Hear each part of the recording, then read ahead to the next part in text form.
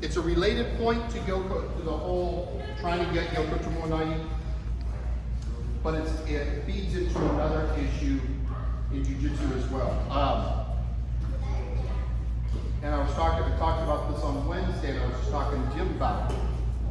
The whole idea of pulling guard is wrong. You don't pull guard. Okay? I'm going to show you here. I want you guys to tell me what's wrong with what I did.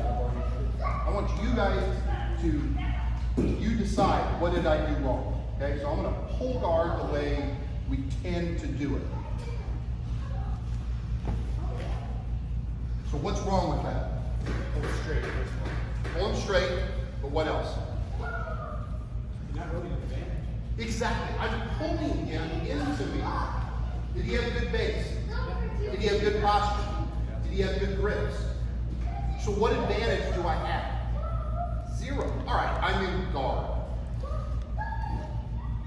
Okay, at best, guard is a neutral position, 50-50, right? But I would argue that it's actually not. Where Jim was, he's got gravity on his side.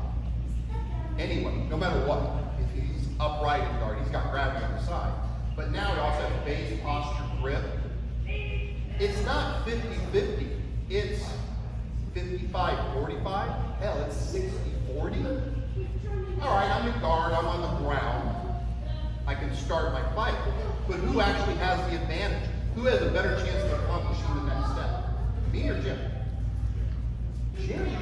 He's so far ahead. That's what we don't pull guard. Don't ever pull guard. Not in that sense, the way if you took a new guy and said pull guard, what I just did. We don't. What we do is we go to guard in a way that maximizes our control and minimizes his control and advantage. Does that make sense? It's not the same as pulling guard. Okay? Here's the way it should look. Okay, so the first time I basically sat back and pulled him into me and used a good base and posture. Okay? That's not what I want. What I want is similar to Yoko to 190.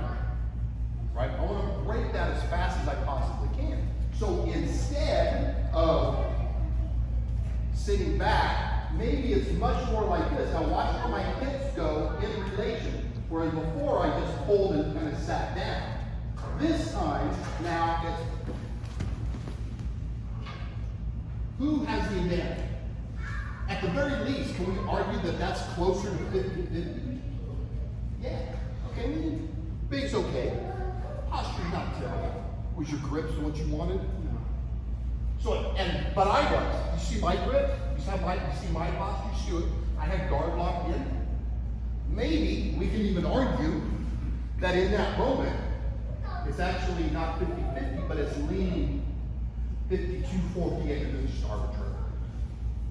Leaning my way. Okay? Do you see the difference? I'm not where I'm standing, because this is the typical way of doing it. All right, I decide I got to pull guard. I'm going to drop my butt there. That's where he's got time. I didn't do that. What did I do? I went in towards him. So now, when instead of here, where he's got all this bag and all this space to react, instead, I go in.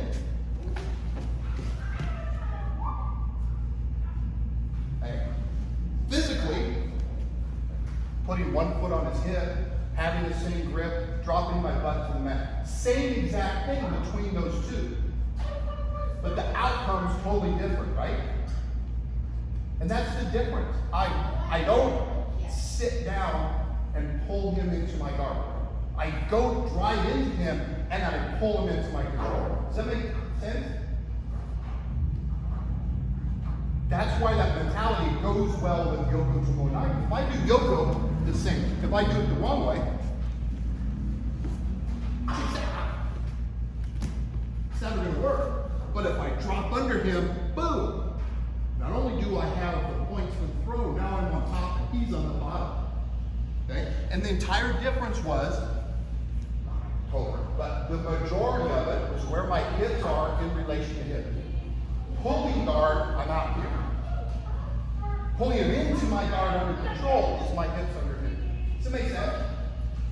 Okay, so you can go back, you can work Yoko. Or you can work just establishing guard that way, or mix it up. But now you see why I said where Yoko is such a good jiu-jitsu throw. Because if I do Yoko completely correct, everything right, but I just fail. I can't get the throw. But you see the position it puts me in? For whatever reason, I do everything correct. It's just maybe my grip's off slightly, my timing was off slightly, but my position is where it's supposed to be here. How good is my guard establishing at that depth? You see how far bent over he is? How weak his grips are, at least for that initial moment. It's the mentality. It's not the throw. It's not pulling guard. It's whatever position I want to get to, I'm going to get to it under as much control as I can. I'm going to take away as much control as I can from it. Does that make sense? So think of it that way. Whenever you pull guard, think of it that way. Got it? All right, so go back and play. We'll play for a couple more minutes, and then we'll start doing a little bit more resistance work. Okay? All right, let's go. 1, 2, 3.